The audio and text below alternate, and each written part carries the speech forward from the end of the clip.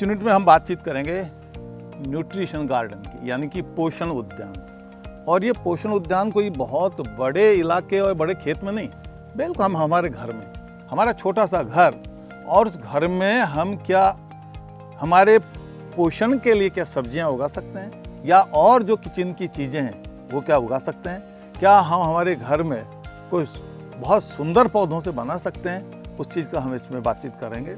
तो सबसे पहले मैं न्यूट्रिशन गार्डन की कि है क्या nutrition garden. Home nutrition garden. Home nutrition garden का मतलब है हमारे घर में अगर कहीं कुछ स्पेस बाकी छूटा हुआ है, वो घर के पिछवाड़े में हो सकता है, वो घर के सामने हो सकता है, वो घर के बरामदे के सामने हो सकता है, वो घर की छत के ऊपर हो सकता है, वो हमारी बालकनी हो सकती है, वो हमारा और सीढ़ियाँ हो सकती हैं जहाँ थोड़ी धूप भी आ रही हो। तो ऐसे जो जगह हैं जो हम स्पेयर कर सकते हैं या स्पेयर हैं या कम जिनका उपयोग हो रहा है, उन जगहों पर हम किसी न किसी तरह अगर हम सब्जियां उगाना प्रारंभ कर दें और उन सब्जियों से डेफिनेटली हमें पोषण मिलेगा, न्यूट्रिशन मिलेगा।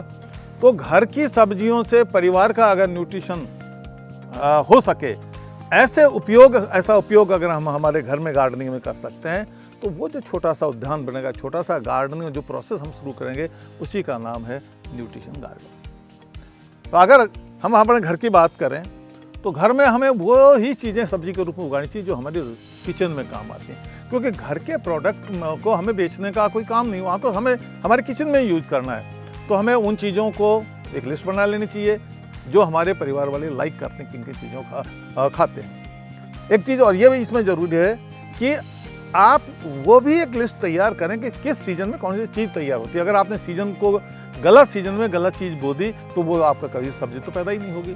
हमें पता होना चाहिए सर्दी में क्या क्या सब्जी होती है, उस क्षेत्र में गर्मी में क्या क्या सब्जी होती हैं, और उस क्षेत्र में वर्षा में क्या क्या सब्जी होती है। उन सब्जियों को हमें उनको उगाना चाहिए। इनके बीज घर में ही अगर हम उसको प्रोक्योर कर सकते हैं, घर में ही तैयार कर सकते हैं, बाजार से भी अच्छे पैकेट आते हैं, तो बीज आपके पास सब तैयार होने चाहिए। इन बीजों को बोएंगे कहाँ, इनके लिए जगह चाहिए।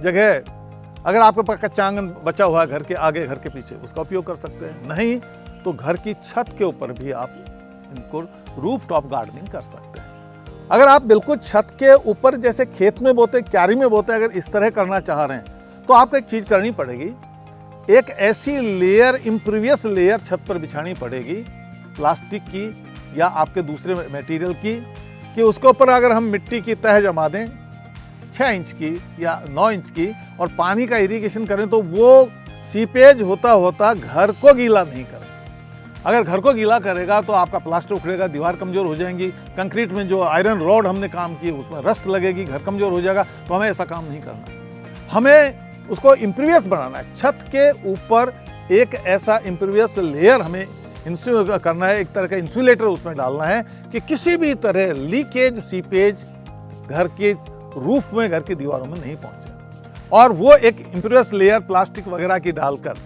और उसके ऊपर फिर अच्छी फर्टाइल मिट्टी होनी चाहिए, क्योंकि हम मिट्टी की गहराई ज़्यादा नहीं रख सकते। अगर ज़्यादा गहराई रखेंगे तो छत के ऊपर देखिए कितना लोड हो जाएगा, हमें लोड भी कम रखना है। तो कम लोड रखने का मतलब है कि हम कम मोटी लेयर एक लाना चाहते हैं। कम मोटी लेयर है तो हमें वो मिट्टी बहुत हाईली फर्टाइल होनी चाहिए, ताकि छोटी सी लेयर में भी हमारे बोए हुए पौधे अच्छी तरह चलें। और अगर ये सब हम नहीं कर सकते तामझाम, कि हम एक इंसुलेटिंग एक लेयर नहीं ला सकते, ये सब नहीं कर सकते, घर का खराब होने का खतरा है, सीपेज की समस्या आ सकती है, तो आप क्या करें, आप गमले, बड़े बड़े सीमेंट के गमले ले लें। वो आपके गमले मिट्टी के हो सकते हैं, सीमेंट के गमले हो सकते हैं। उनमें जो हमने पॉटिंग मिक्सचर सुबह बातचीत की, हमने हमारे पहले यूनिट में जो बातचीत की थी, आपका रिवर की सैंड, चिकनी मिट्टी, कंपोस्ट या सड़ा हुआ गोबर, उनको मिक्स करके, बराबर मात्रा में मिक्स करके हम उन गमलों में भर लेते हैं। गमले में ड्रेनेज जरूर दें, या तो पैंदे में छेद हो या साइड में छेद हो, और उन गमलों में हम अपने उपयोगी पौधे जो कि सब्जी के हैं उनको हम बोएं। अब देखिए क्या क्या उगा सकते हैं। अभी अगर सर्दी की हम बात करें, इस समय हम उनमें पालक उगा सकते हैं, हम उसमें आपका चुकंदर उगा सकते हैं, हम उनमें मिर्ची उगा सकते हैं, हम उनमें कैरेट यानी कि गाजर उगा सकते हैं, हम मूली उगा सकते हैं, और कई लोग सरसों का साग बहुत पसंद करते हैं। सरसों भी उगा सकते हैं, तो सरसों के पत्तों से हम साग खा सकते हैं। बथुआ जंगल में मिल जाता है और नहीं मिल रहा है, घर में भी अगर बथुआ उगाना चाह रहे हैं तो हम बथुआ जैसी सब्जी भी उगा सकते हैं। तो ये हमारा, हम गोभी उगा सकते हैं, गांठ गोभी है, पत्ता गोभी है, फूल गोभी है, तरह तरह की जो गोभी है वो गोभी हम उगा सकते हैं। तो ये सर्दी की फसल है, इनको हम बीजों के द्वारा उगा सकते हैं आराम से, बीजों से, या बीजों को कहीं बोकर एक गमले में बो दें और जब छोटे छोटे पौधे तैयार हो जाएं, उन पौधों को, प्रिक्स जिनको कहते हैं, उन प्रिक्स को हम निकाल कर फिर गमलों में लगा सकते हैं। इस तरह से हम सर्दी में ये चीज़ें तैयार कर सकते हैं। वर्षा में हम क्या कर सकते हैं, अभी वर्षा का सीजन गया, बरसात में हम बहुत सारे कुकुरबिट्स की चीज़ों को ले सकते हैं, तोरई, खीरा, आपका कद्दू, लौकी, करेला, टिंडा, ये सब ऐसी चीज़ें हैं जो, और यहाँ तक कि आपका मिर्ची, ब्रिंजल, बैंगन, टमाटर, ये सब भी हम आराम से उन गमलों में उगा सकते हैं। लेकिन जैसे हमने जब बेल उगाई हैं, लौकी की, तोरई की, कद्दू की, पेठे की, ये बेल उगाई हैं, तो ये बेल काफ़ी दूर तक फैलती हैं, तो हम छत पर कहाँ फैलाएंगे? तो हम ये काम करें कि कुछ बड़े गमले लें और गमलों में हम बांस खड़े कर दें, और बांस खड़े करके हम या तो रस्सी से एक जाल बना दें या बांस से एक जाल बना दें, और ये हमारी जो क्लाइंबर वाली हमारी फसलें हैं, कुकुरबिट्स हैं, इनको हम उस क्लाइंबर के को उन जाल के ऊपर, रस्सियों के जाल पे, बांस के जाल पे उसको चढ़ा दें, तो इससे हमारे फल नीचे लटकते हुए नजर आएंगे। और जो ऊंचाई रखनी है, वो ऊंचाई इतनी रखनी है कि नीचे एक आदमी खड़ा होकर आराम से फलों को तोड़ सके। तो इस तरह हम अपनी छत के ऊपर वर्षा के सीजन में बहुत सारी, ढेर सारी सब्जी पैदा कर सकते हैं। ऐसे गर्मी के मौसम में हम टमाटर ले सकते हैं, हम पुदीना ले सकते हैं, आपका जो है ब्रिंजल को ले सकते हैं। ऐसी चीज़ें हम गर्मी के सीजन में आराम से कर सकते हैं। पुदीने की बहुत ज़रूरत होती है, पुदीना हम काफ़ी वहाँ से उगा सकते हैं। और इसी तरह आप धनिया घर में उगा सकते हैं, जीरा घर में आप उगा सकते हैं, इस तरह, क्योंकि ये तो रोज़मर्रा के रोज़ घर में आने, कैप्सिकम आप उगा सकते हैं। यहाँ तक कि हम घर के अंदर जो ट्यूबरस क्रॉप हैं, आपका अरबी है, अदरक है, आपका जमीकंद है, आपका रतालू है, ऐसी जो ट्यूबरस क्रॉप हैं, इनको भी हम गमलों में उगा सकते हैं। लेकिन जो कंद वाली फसलें हैं, उनको उगाने के लिए आपको गमला थोड़ा बड़ी साइज का लेना पड़ेगा। बड़ी का मतलब जिसमें गहराई ज़्यादा हो, तो आप उगा सकते हैं। सर्दी में आप प्याज को उगा सकते हैं, लहसुन को उगा सकते हैं, सर्दी में ये भी काफ़ी उग जाते हैं। तो हमें ताज़ा प्याज की पत्तियां मिलेंगी, लहसुन की ताज़ा पत्तियां मिलती हैं, और पकने पर जब बड़ा हो जाए तो हमें उनके ट्यूबर भी मिलते हैं। तो इस तरह से हमें, हाँ, आराम से हम हमारे घर में सेम को हम बो सकते हैं, परवल को हम लगा सकते हैं। ये सब भी हमें सहजता से एक से सब्जियां देते हैं। तो आप लीफी सब्जी उगा सकते हैं, आप बीन्स उगा सकते हैं, आप ग्रीन्स उगा सकते हैं, आप ट्यूबर्स उगा सकते हैं, आप कुकुरबिट्स उगा सकते हैं, मटर उगा सकते हैं, ये सारी, चवला उगा सकते हैं, मूंग उगा सकते हैं, मोठ उगा सकते हैं, ग्वार की फली उगा सकते हैं, भिंडी उगा सकते हैं। ये सारी जो सब्जियां हैं जो रोज़मर्रा हम लोग खाते हैं, और कभी भी एक या दो सब्जी नहीं उगानी है, कम से कम आप अपने घर में 4-5 सब्जी उगाइए। उससे फ़ायदा क्या होगा, हम रोज़ाना एक सब्जी को नहीं खा सकते, ताकि हम सब्जी को बदल सके। एक सब्जी का वापस नंबर तीसरे चौथे दिन आना चाहिए, ताकि मोनोटोनी नहीं रहे, हम बोरियत नहीं फील करें। तो कम से कम 4-5 तरह की सब्जी आपके पास होनी चाहिए। हरी मिर्ची को जरूर करें, मिर्ची तरह तरह की आती है, कैप्सिकम बड़ी वाली मिर्ची आती है, पीली वाली मिर्ची आती है, हरी वाली मिर्ची आती है। बाजार से आजकल ऐसी मोटी मोटी सी मिर्चियाँ जिसमें तीखापन नहीं है, कई लोग तीखापन पसंद करते हैं, तो छोटी जो साइज की मिर्ची है उसको आप घर में उगा सकते हैं। तो इस तरह से आप अपने मनपसंद मिर्ची को भी अपने घर में उगा सकते हैं। इस तरह से जो घर में हमने एक गार्डन बनाया, उसकी ताज़ा सब्जी जिसमें कोई पेस्टिसाइड नहीं है, कोई उसमें इंसेक्टिसाइड नहीं है, उसमें केमिकल मैन्योर नहीं है, हमने उसमें यूज किया है सिर्फ सड़ा गला गोबर का खाद और वर्मी कंपोस्ट। और अगर कोई बीमारी लगी भी है तो आप पेस्टिसाइड इंसेक्टिसाइड मत छिड़किए। आजकल बहुत सारे ऐसे पेस्टिसाइड आते हैं जो हर्बल पेस्टिसाइड है, आप उनको यूज करिए, आप नीम बेस्ड पेस्टिसाइड को यूज करिए। तो इससे क्या है कि आप जब उनको स्प्रे करते हैं तो उनमें कोई भी साइड इफेक्ट नहीं हो, उनके रेजिड्यू अगर बच भी गए तो बच्चे महिलाएं खाते हैं, अगर अच्छी तरह प्रॉपर क्लीनिंग नहीं हुई तो अभी कोई भी केमिकल हमारी बॉडी में नहीं पहुंच रहा है, तो कोई भी साइड इफेक्ट, ना किडनी पे कोई प्रॉब्लम, ना हार्ट पे कोई प्रॉब्लम है, हम बिल्कुल हेल्दी रहते हैं। तो इस तरह ये न्यूट्रिशन गार्डन हमको मिनरल देते हैं, हमको पेट के लिए उनसे एक जो पल्प मिल रहा है उनका, जो कि हमें अंदर से काफ़ी सूथिंग इफेक्ट पेट में डालता है, ऐसे हमें सब्जियां मिल रही हैं, हमें फाइबर मिल रहे हैं, अच्छे फाइबर हमको मिल रहे हैं, उनमें साल्ट हैं, जो हमें मिनरल जो न्यूट्रिशन वो हमको उनसे मिल रहा है, ताज़ा मिल रहे हैं, जिनमें कोई रॉटिंग नहीं है, कोई फंगस नहीं है, कोई निमेटोड नहीं है, हमने क्योंकि अपने घर पे तैयार किया है। ध्यान रहे इनके द्वारा जो मिट्टी, इनको पैदा करने की जो मिट्टी हम यूज कर रहे हैं वो मिट्टी अच्छी हो,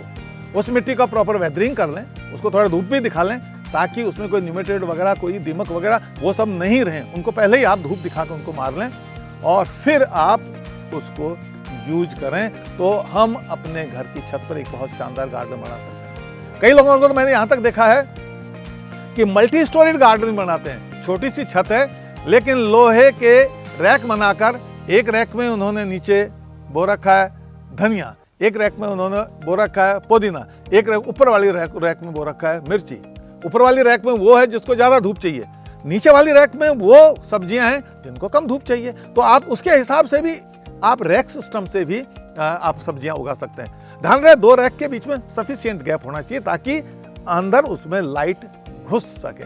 और ये जो पॉट हैं, ये गमले हैं, इनको उस जगह रखें जहाँ धूप ज़्यादा आती हो, धूप अच्छी आती हो, ऐसी जगह रखें। जहाँ ज़्यादा देर छाया रहती हो उस वाले पोर्शन में इनको नहीं रखें।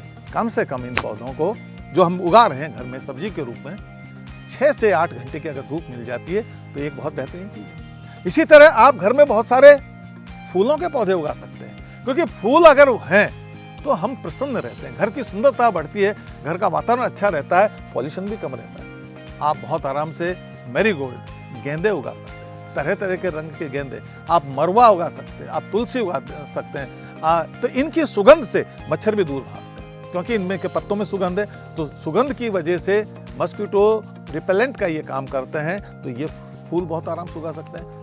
आप अपने घर के गुलाब, तरह तरह के गुलाब उगा सकते हैं। घर के सामने आप मौलसरी का पौधा उगा सकते हैं, बहुत अच्छी छाया देते हैं, उसके फलों को खाया जा सकता है, पेट के लिए बहुत सीथिंग इफेक्ट है। तो आप कई पर्पज, यानी वो छाया में दे रहा है, उसके नीचे गाड़ी को भी पार्क कर सकते हैं, उसके फल भी हम खाते हैं, उसमें बर्ड वगैरह आते हैं, चींचा होती है, तो घर का एक लाइव माहौल बनता है।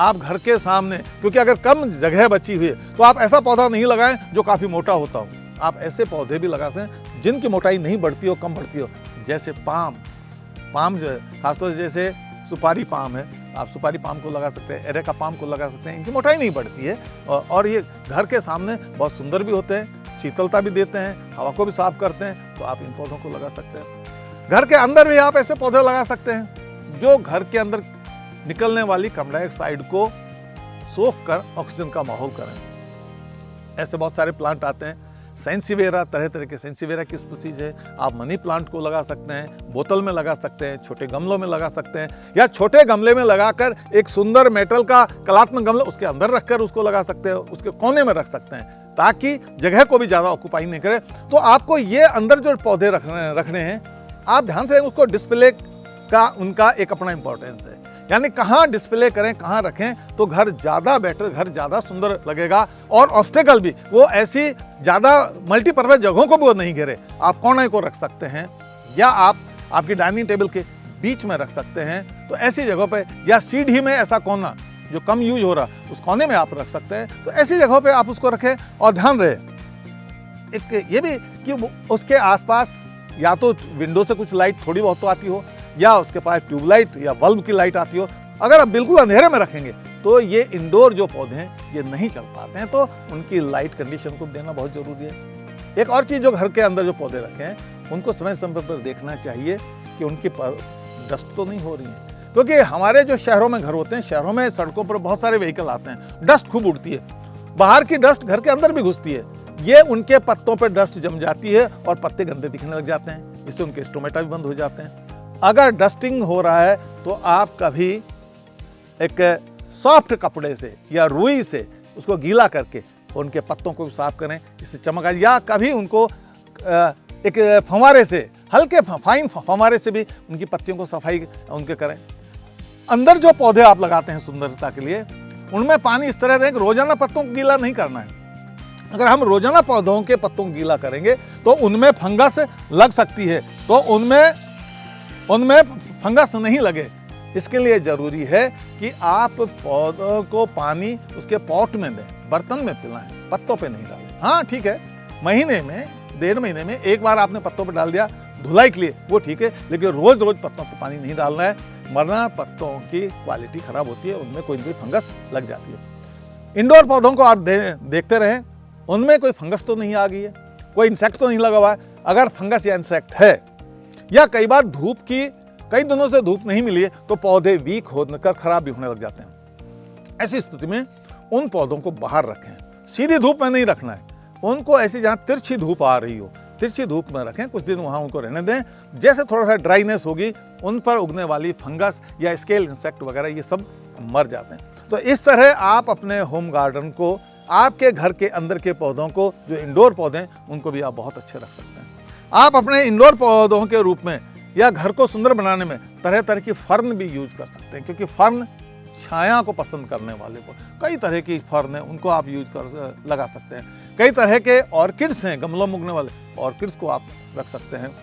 अगर आप फर्न को यूज कर रहे हैं, या आप चढ़ने वाले, क्लाइंबिंग करने वाले पौधे अगर लगा रहे हैं, तो स्फेगनम जो मॉस है, उस मॉस का एक डंडा आता है, उस डंडे को भी रखें, ताकि उसको पौधे को लिपटने की एक जगह मिले।